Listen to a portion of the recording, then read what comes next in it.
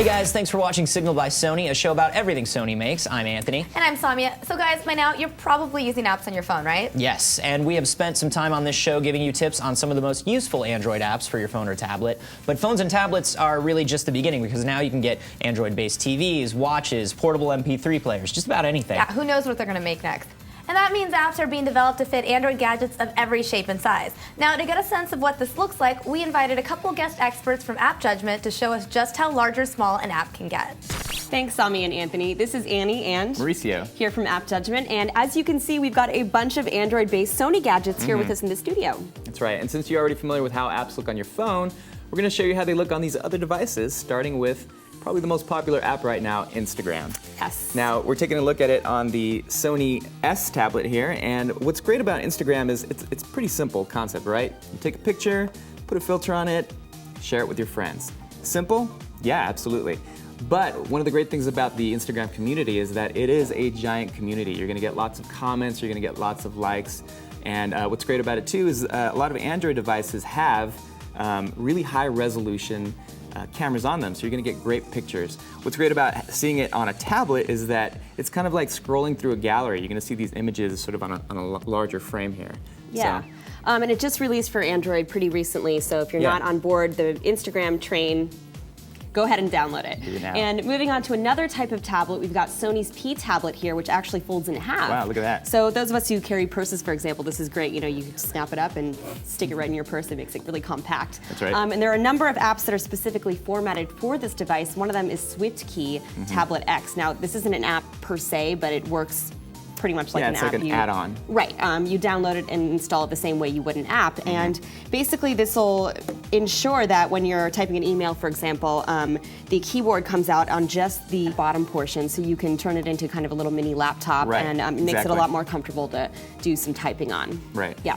This also works on the tablet, the S tablet here, and it's slightly different setup. So when you type here, you're going to both versions are going to give you the predictive words on top to make sort of typing easier and faster. When you play with it on the S, it actually gives you this. It gives you the words ahead of time, so you can actually just keep typing, and the computer itself will start making up bizarre sentences, which is kind of fun to play with. But for the most part, they're pretty accurate. They are pretty accurate, yeah, absolutely.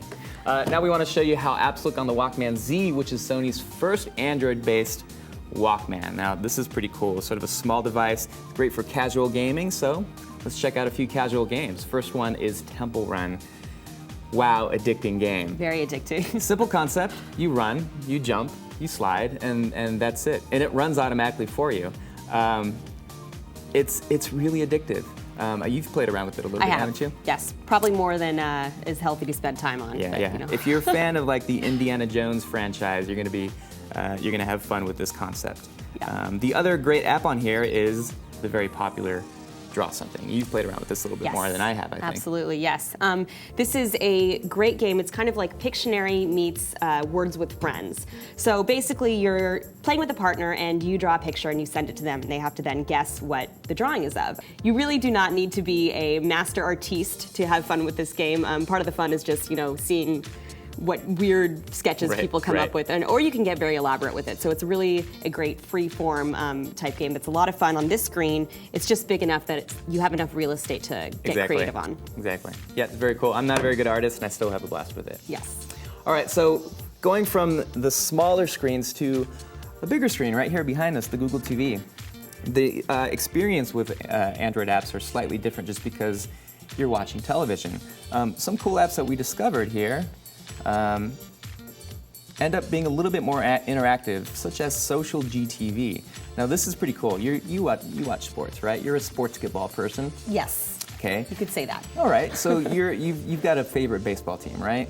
That would be the Giants. The Giants, the San Francisco Giants. All right. So you can see here we've set up some keywords already. We're looking for Giants, maybe some hashtags, SF Giants. We can block offensive words. We can hide retweets. Can I block tweets about the New York Giants? You probably can. So what you do is you start showing your tweets, and once you can start watching your game, and you're going to start getting a steady stream of tweets. There you go.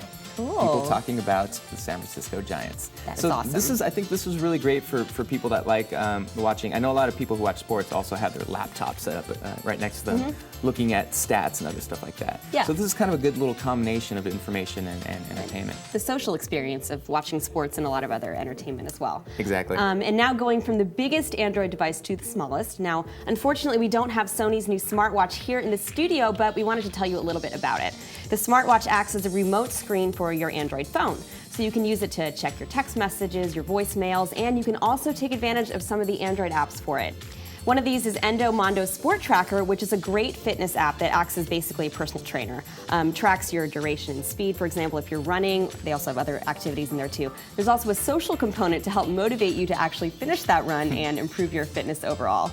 Another example of a popular app that's been formatted for the smartwatch is Facebook Smart, which is kind of like a bite-sized version of the Facebook app. Since you're not going to do a ton of deep Facebooking on your watch, this is a great adaptation, kind of giving you just the content you need. Yeah, I gotta say it's gonna be a lot easier to just check the time as opposed to pulling out your phone and looking at those Facebook updates. Exactly. I'm just checking the time. Yeah. All right, so that about wraps it up for us. Be sure to check out App Judgment for regular Android app reviews and previews. Anthony and Samia, back to you guys. Thanks, Andy and Mao. And if you want to know more about any of the Android devices they use, just head to Sony's website. And you know, Anthony, I think this seems like the right time to remind all our viewers to download the free Signal by Sony app for Android or iPhone. You know, if you guys want to watch us on the go. See, do you see how Seems I did appropriate, that? yeah. That was really clever. Nicely You guys done. can also watch more Signal videos at youtube.com/signal or sony.com/signal. For now, this is Sami and Anthony saying see you next time.